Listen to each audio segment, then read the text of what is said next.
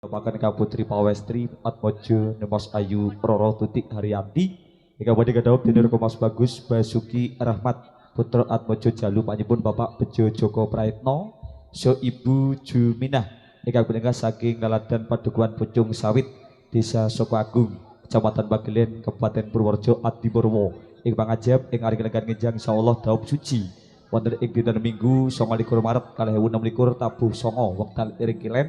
manggih rahayu lancar gangsal dumugi paripurna ateking upacara adat idi widana resepsi pinanggih rahayu kang pinuju amin ya rabbal alamin. Jaga hidayat lumantar kula ngaturaken assalamualaikum warahmatullahi wabarakatuh. Pinantus agung ing rahayu mugi tansah kajiwa saha kasarira dhateng panjenengan sami rumesep sak lebeting sanubari nuwun kanuwun panjenenganipun para punden sepuh haji sepuh ingkang satuhu sampun pono ing pamawas lebet ing pitutur kiblat ing panembah ingkang pantes binudi saking abekten ugi nunjih panjenenganipun para piagung daharing nata para sarjana sujananing budi pangembating praja satriyaning negari mongko pantampa dhateng ledasih ingkang pantes katuran sagung ing pakurmatan linangkung panjenenganipun Bapak Kades Sunarno saha jenjang prangkatipun wonten Pak Sekdes, Pak Kaur, Pak Kasi, Pak Kadus, Pak RW, Pak RT sedaya ingkang tansah kita hormati nunjih panjenenganipun para kiai, bunyai, mbok bilih kata sekaya lenggah ingkang tansah sumandhing kitab suci wahyuning ilahi minangka kiblating panembah ingkang pantes pinundi saking abekten nunjih panjenenganipun para piagung, para baraya wirawiyata ingkang marsudi ingreh kidaning budaya saha nyang kelompok praja ingkang mahambek luhuring dharma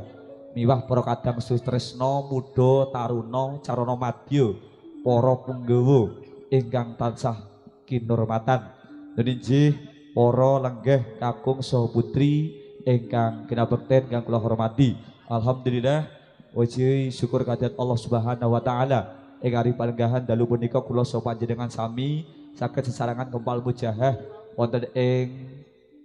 dalu punika kagem panjenengan Ibu Sarwi saha Bapak Saring Suwargi kanthi dalam suasana malam bidodari mbok pilih kepareng badhe daup suci Kang Putri Pawestri Mbak Tutik Haryanti ingkang insyaallah badhe daup Dinur Komas Rahmat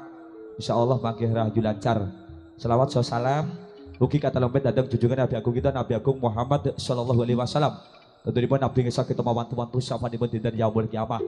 Wonten ateges munggal kamardikan para lenggah para tamu anggen sawet orang rebak dhateng para kadang-kadang keluarga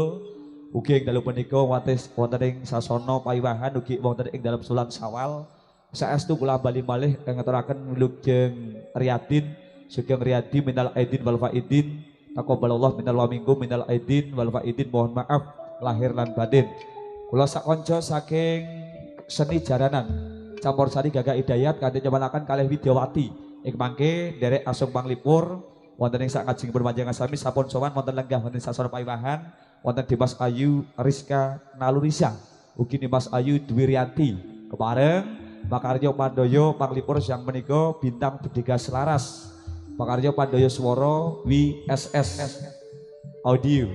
dari panglipur sowan kula sak kanca sinambi anggere canggih panjenengan anggere dipun saweg semedahar sugeng lenggah sugeng dahar sugeng dalu Ratu Kadang Widodari saking Sri Jalanan Gagak Hidayat kanthi dumugi paripurna ing bagian prasaja minangka gedhek sekcon lumantar kula sak kanca Gagak Hidayat sugeng lenggah sugeng bidhangetaken nuwun lan nuwun.